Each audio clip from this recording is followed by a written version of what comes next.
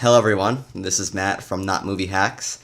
I'm just by myself today as I review WWE's No Mercy 2017 pay-per-view. My lovely co-host Tyler is in the back. I'm here, reading hello. in Clash of Kings. I know you missed me. So if by some miracle you're returning to our YouTube channel, you might notice it's something different. We usually do movie reviews, but today I'm going to be reviewing one of my favorite things, wrestling. Although this pay-per-view wasn't the best example of why I love wrestling. So I did not watch the pre-show. I heard that Elias Sampson fought Apollo Crews. Apollo Crews? Remember Blackfoot? Oh, Blackfoot! And Elias Sampson was victorious. I did not see the match, so I cannot give you a review of that. So I'm going to start off with the first match of the night. Just a preface, background noise. Yeah, I'm in a dorm, so background noise is going to be a factor. Yep. So, to kick off the show, we had Jason Jordan versus The Miz for the Intercontinental Championship. It was a fast-paced match, and Jason Jordan is a great technical wrestler. He had several Northern Lights suplexes where he would flip back over and do another one onto The Miz. He's very athletic, but the problem is that this pay-per-view took place in The Miz's hometown, so we already have Jason Jordan, who really isn't over as a wrestler as it is, continuing to not be over because he's fighting the Intercontinental Champion in his hometown, who is also the heel, but doesn't matter because The Miz has been doing really great work the past 2 years for the most part. What does it mean to be over? To be over means to be liked by the crowd. Oh. So Roman Reigns is not over because people boo and don't want to see him, but if you're Kevin Owens is over as a heel because people boo him, but they like his work. Yeah. Okay. But someone Dean Ambrose is over as a face because people cheer for him, people want to see him. Mm-hmm. If you want to see you, then you're over as either a heel or a face. And that's why John Cena is everyone goes, John Cena sucks. Yeah, because people like him. Because he's not, but people like him, but people would say he's not, in air quotes, over. Yes. Okay. All right. Yes, that's basically the point. I'll be making snide comments, questions, because I used to watch wrestling when I was younger, but I don't really keep follow up with now. But the live shows. We went to an NXT house show last night, and it's a lot of fun, but yes. I don't know much about it. So the match ended with Jason Jordan's about to do his finish move, which I can't think of right now, but he was setting it up, and Bo Dallas, who is part of the Miz Taraj, gets on the top rope. Jason Jordan knocks him down. Bo Dallas falls onto the ring. While the ref is brushing him away, Jordan rolls up the Miz, counts him 1, 2, 3, but the ref's not there to count it, so the Miz kicks out of it. Jason Jordan kind of falls towards the end of the ropes. Curtis Axel, the other member of the Miz Taraj, punches him. Jason Jordan falls back, and then the Miz gets him in a skull-crushing finale. Hits skull-crushing finale. 1, 2, 3. The crowd goes crazy. Jason Jordan has an interview with Renee Young right after the match, and he's just a charisma vacuum, so it wasn't that entertaining, and he got booed. And it looks like this feud is going to be continuing, hopefully. Because I like Jason Jordan, I think he's very athletic. I hope he eventually gets over. It's just not working right now with the angle of him being the son of Kurt Angle. Is that really his angle? Yeah, that's his thing right now. Is he actually his son? No, he's not. Then why that's... Because, yeah, I don't know. That's weird. It could have worked, but it's not working. As a casual, very, very, very loose casual fan who knows who Kurt Angle is, that just seems weird. Yeah. Okay. Oh, Matt's drinking some water right now. I'm not going to cut that.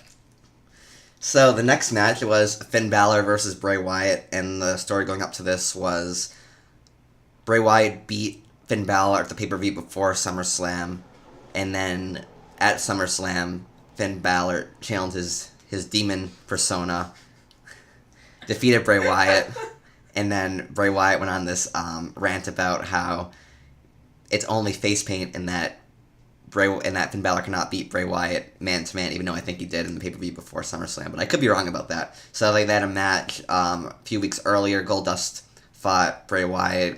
Bray Wyatt wiped the paint off of Goldust and was like, oh, he's just a man. So in this match, it was regular Finn Balor versus the Eater of Worlds, Bray Wyatt. And the match begins, Finn Balor is doing his entrance, he's in the ring. Bray Wyatt blindsides him, and they go outside the ring. I think Bray Wyatt throws him into the commentator's table, and Finn Balor hurts his ribs.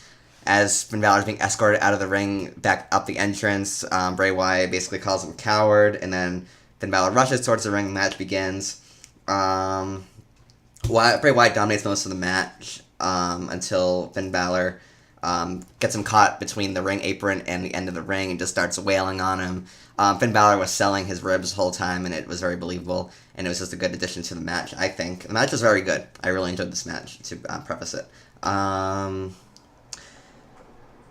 Balor tries to hit a coup de grace on Bray Wyatt. Oh, no, he does hit it on the back of his neck, on Bray Wyatt's neck, even though it's usually done like with the other person on his back, and then hits him in the chest, but this is on his back of his neck, but Bray Wyatt kicks out of it.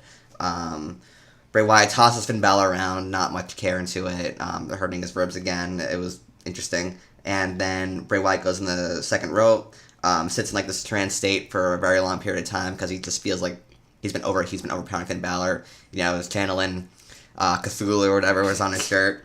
Lovecraftian yes. Beast? Is this the guy's gimmick? Well, he has Cthulhu on his shirt.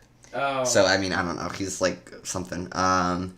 So while he's in this trance state, Finn Balor takes advantage. Missile drop kicks him into the belt buckle, into the corner. He falls on his back. Finn Balor hits him with the coup de grace, and he wins. And Bray Wyatt loses another rivalry because no one likes. I like Bray Wyatt, but he loses so often, and it's getting really, really hard to care about him, especially when you see all the talents in NXT that are all going to come up and want that title. I don't really see why Bray Wyatt needs it now because he just loses so often, and it's just very unfortunate. Wait, so Bray Wyatt? Bray Wyatt, yes. Why does he lose so much? Well, so his thing is that he likes to break other wrestlers. He's like, oh, you're just this or you're just that, and then like the story is like, oh, they have to overcome the gimmick or whatever. Mm-hmm. He just loses all the time, and he's a good wrestler. That's a shame. Yeah, okay. And he's good on the mic, but like it's frustrating when he goes on these because he's supposed to be a god, and he goes on these rants, but like, oh, I'm the best in the world, but it's like it doesn't really work when you're losing. Why wouldn't they have him? This seems like it'd be the perfect fight for him to win, though. Why wouldn't they have him win this one? Ask Vince McMahon. I mean, Finn Balor's hurt. Balor, yeah. Finn Balor's hurt, and he's what's his name again? Bray Wyatt. Bray Wyatt. Yes. Seems to have the upper hand for most of the fight, is what you just said. Yeah. So why not give him this one? Well, I mean, Finn Balor needs a victory too. I mean, he ate the pin at like the 5-pack challenge at Payback for the Universal Championship. He is hasn't really been. He's been kind of treading water too, storyline wise. Bray Wyatt needed the win more than Finn Balor, but I mean, Bray Wyatt had the WWE Championship somewhat recently, and Balor hasn't been champion since last summer when he got hurt. And but I mean, Finn Balor is an Adam Cole, baby. All right, so that I'm going. Tyler saw Adam Cole wrestle for the first time. Well, I saw him for the first time wrestle in person. He saw him for the first time wrestle period at NXT last night, and it was very fun. And Tyler does not know how to do Adam Cole baby chants, and it was very embarrassing. Luckily, there's only about like 400 people there, so. All right. I got to keep my wrestling mark card. All right, so back to my pay-per-view. Okay. Guess who was in the match of the night, Tyler? John Cena versus Roman Reigns. No, guess who was in probably the best match of the whole pay-per-view. Oh, it was Sheamus and Cesaro. Yes. Versus Dean Ambrose and Seth Rollins. Yes, that was the match of the night. It was a very, very fast-paced match. This match was, like I said, this could have been what? Did my Sheamus I'm gonna get to this. Okay. I'm gonna build some suspense for this for anyone who hasn't seen the pay-per-view. So very great match. It begins with Sheamus and Cesaro really giving, just basically working Dean Ambrose. There was a great spot right at the beginning where where Cesaro and Dean Ambrose are outside of the ring, and Cesaro does his spinning thing, onto Dean, but his arm hits the steel steps. So Dean Ambrose is selling his left arm for most of the match because he just got. I mean, it looked like it hurt in real life too because he just got his arm slammed into steel. Well, I mean, I don't think it's steel in real life, but let's pretend like it's steel. And I saw something where Cesaro lost a tooth in real life. Yeah, we're gonna get to that. We're gonna get to that. That was this match. So like I said, Cesaro and Sheamus are really given to Dean Ambrose until Dean Ambrose lunges Cesaro into the ring post, and in the process of that, Cesaro loses two of his front teeth. And this spot's interesting because Cesaro is probably the most athletic and strongest wrestler pound for pound in WWE. Probably one of the, and even arguably the best wrestler in WWE. He's just not given the chances he deserves. And like he's flying in the air for a while, and he does not think to put his hand up to block himself, but he just takes the ring post right into the tooth, and just almost immediately blood starts flying out. It doesn't help when Seth Rollins 2 minutes later super kicks him in the face, and you just see blood fly out of his mouth. It's pretty amazing. And then so Dean Ambrose comes back in at some point after he tags in Rollins. Rollins tries to help Dean while he's being double teamed, and Sheamus gives him a bro kick, and Rollins taking on that for a while. There was this pretty cool double crucifix by Cesaro and Sheamus. They did to Dean Ambrose. They try to pin him. Dean Ambrose kicks out. Sheamus hits a white spot later. Sheamus has Dean Ambrose up for white noise. Cesaro's on the top rope. He's about to do a double team white noise thing that they've done before. But Seth Rollins comes up, but quickly Cesaro manhandles him. Sheamus gives white noise, delivers white noise to Dean Ambrose, and then Cesaro from the top rope power bombs Seth Rollins onto Dean Ambrose. That's awesome. That was a pretty cool spot. But then Dean Ambrose kicks out again, which I don't really agree with because this is the second double team move they did to the same person, and he's kicking out at both of them. It kind of makes Sheamus and Cesaro look kind of weak when you think about it, but it was still two really great spots. So then the match ends with Sheamus setting up Dean Ambrose for a bro kick. He's lying down. He's starting to slowly get up. So Cesaro has Seth Rollins on the edge of the ring. He's holding his eyes open so he gets to see Dean Ambrose get bro kicked in the face. But so Dean Ambrose gets up, and right as Sheamus is about to kick him, he just basically falls over, and Sheamus thinks, oh, he's just done. But he was playing possum. Dean Ambrose rolls him up into a cradle. Doesn't work. Sheamus kicks out, and then Seth Rollins takes out Cesaro. Seth Rollins does his finisher to Sheamus, which is called King's Landing. Are you serious? Yeah, because he's the Kingslayer. Speaking of Game of Thrones, real quick, Michael, the guy who directed Battle of the Bastards in The Winds of Winter, he's back for season 8. Oh, thank Christ. Okay. Oh, thank Christ. Okay, so he hits King's Landing, which is basically a Rainmaker except with his knee. And then Dean Ambrose hits Dirty Deeds on the Sheamus. Pins 1, 2, 3. Again, best match of the night. It was very, very fun. Second best match of the night is next, and it is the 5-way women's match. The competitors were Nia Jax, Emma, Sasha Banks, a newly returned Bayley, and the women's champion Alexa Bliss. So what happened with Bayley? She got her shoulder hurt in real life. Oh, in real life. Okay. Well, in a match, but she was a real injury. Okay. So Nia Jax, who's supposed to be a heel, gets a huge pop when she enters. I love Nia Jax, and she's great. Crowd loves Nia Jax, which is amazing. Most girls. She's not like most. That was awful. All right. I just want her to have the championship so badly because she really deserves it. Also noticed that Bayley, who's just returned, didn't really receive the warmest reaction. She's been buried of recent. I didn't watch her when she was on NXT. I don't really know. Everyone says she was great. I guess I can agree with that. I mean, the way she's booked or not, I don't really find her character to be terribly interesting. But, maybe if I watched NXT back then, I would be very upset, but I don't really care. So a lot of the early match was Bayley and Sasha teaming up and taking out the heels and teasing a fight between them, which never really happened in this match. One spot, Nia is thrown out of the ring by all the other members, and then later on, Nia Jax is powerbombed outside of the ring from the top rope. I mean, from the edge of the ring, powerbombed outside of the ring. That looked pretty nasty. She landed right on the top of her back. It was pretty cool though. And then eventually, Alexa Bliss wins with the DDT to Bayley, pins Bayley. Again, Bayley's just being buried, and what does buried mean? That means you're just losing all the time. Oh. Yeah. And no one cares about you. Oh, that's a little shame. Yeah.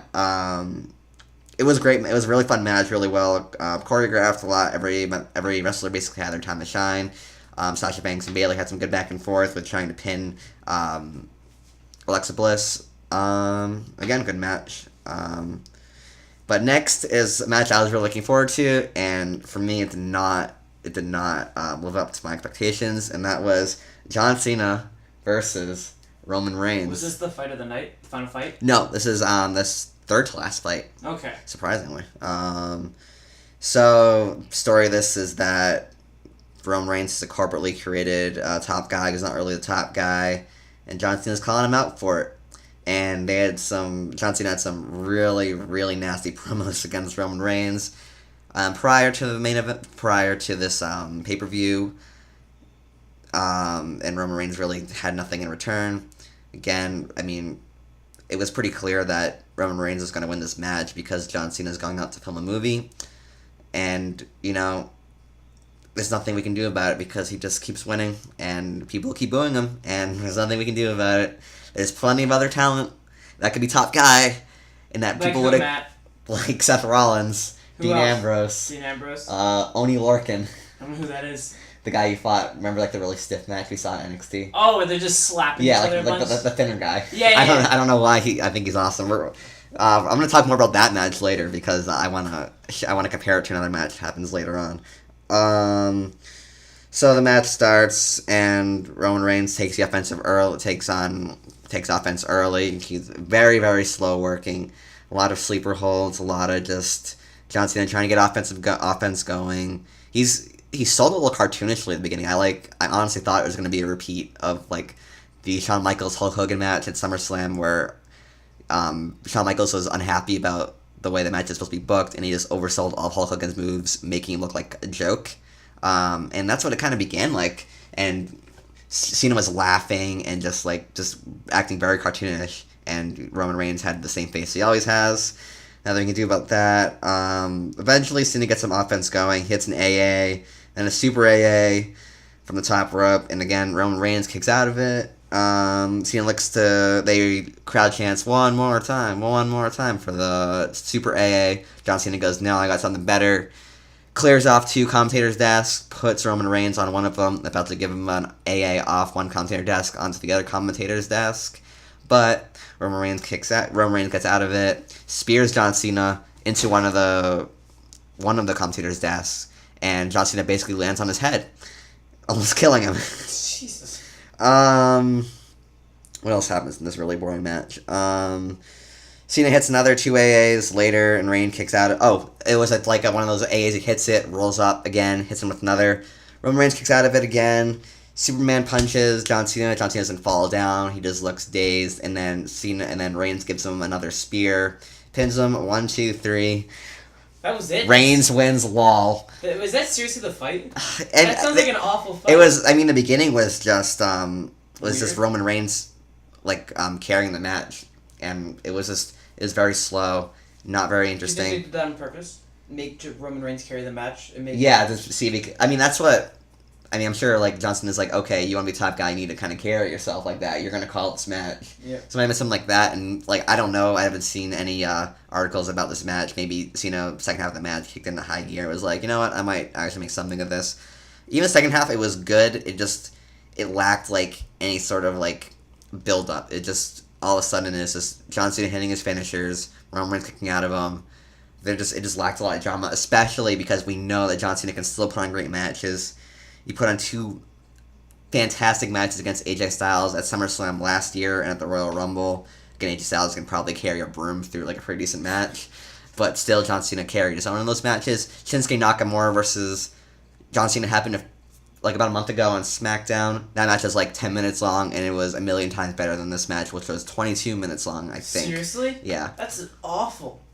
Yeah, this match is just clunky, and even Reigns can put on good matches. He just needs someone that can direct him, and I don't think John Cena really cared. And then the match ended. John Cena raised Roman Reigns' hand, essentially giving him the title of top guy, and the crowd cheered and was like, yeah, no, just kidding. They booed horribly. Did they really? Yeah, it was terrible. They just booed, and Roman Reigns left, and John Cena gave the I'm retiring smile, even though he's not retiring. He'll be back at some point, I would imagine. Probably to fight Undertaker at WrestleMania next year, hopefully. Undertaker's coming back?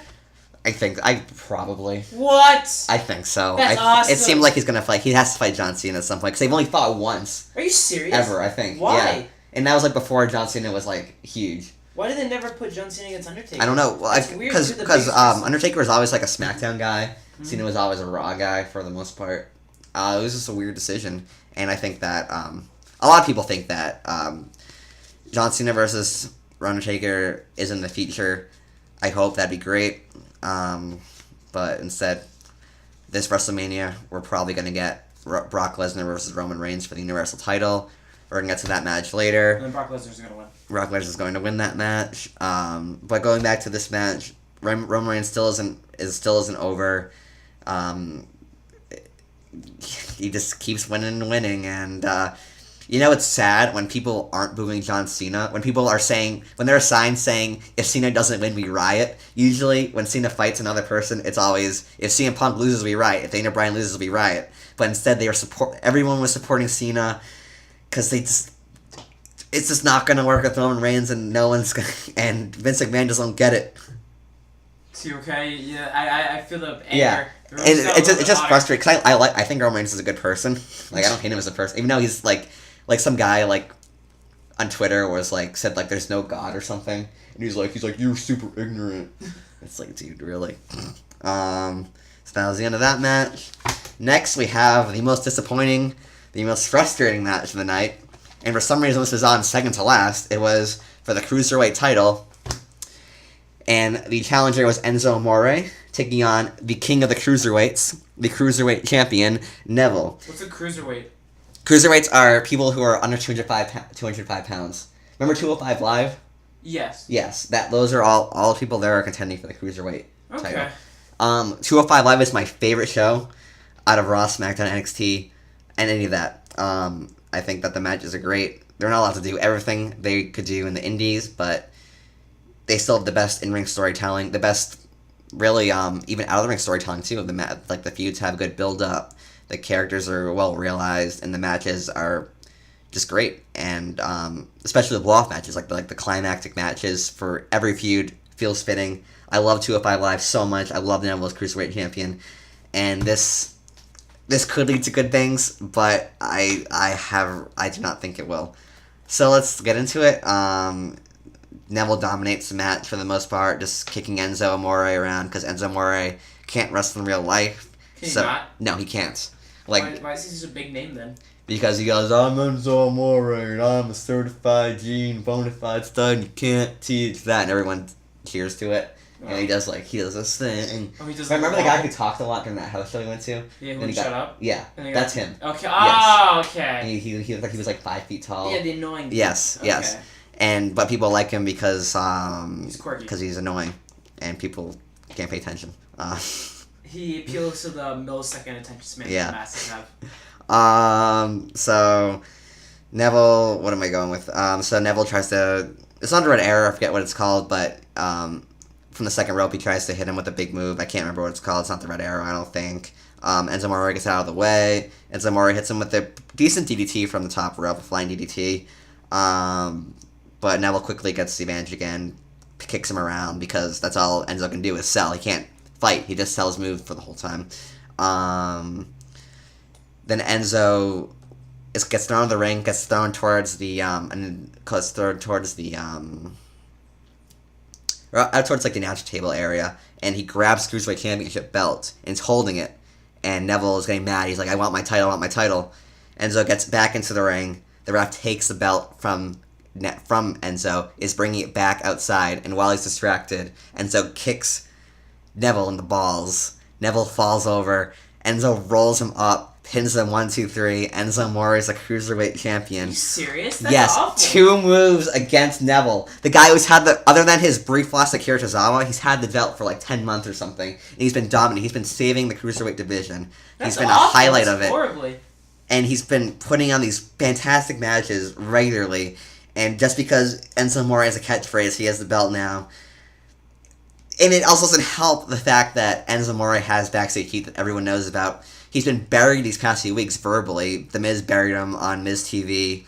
Braun Strowman power slammed him. So when you're a casual fan thinking, oh, who's the Cruiserweight champion? You see it's Enzo Amore who for lack of a better term, is the laughing stock of WWE. You're like, wow, these guys on 205 Live must be awful, even though they are the best wrestlers in WWE, and they have the best storylines in WWE, and they try the most in WWE, and this is very frustrating to see that.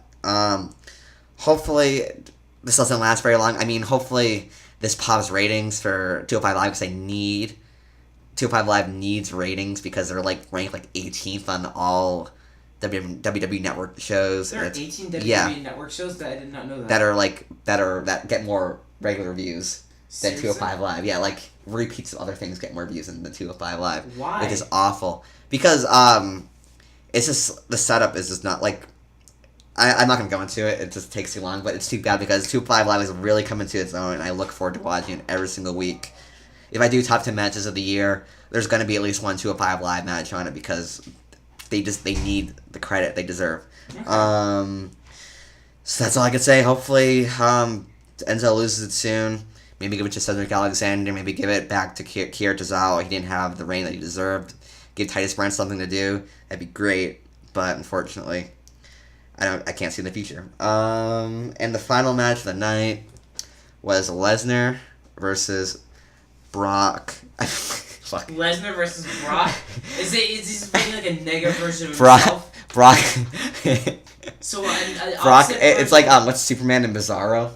Is that? Yeah. Yeah. Basically, it's a Brock Lesnar that always wins. Yeah, Versus a Brock it was, Lesnar that always loses. This is my first time doing a wrestling review, and my first time talking about myself on a channel for the most part, so just give me some slack. You're doing good. Alright, so Brock Lesnar versus the Monster Among Men, Braun Strowman. Before I get into this match, which I'm probably going to crap on quite a bit, I just want to say that I love the way the Universal title has been booked up to this point.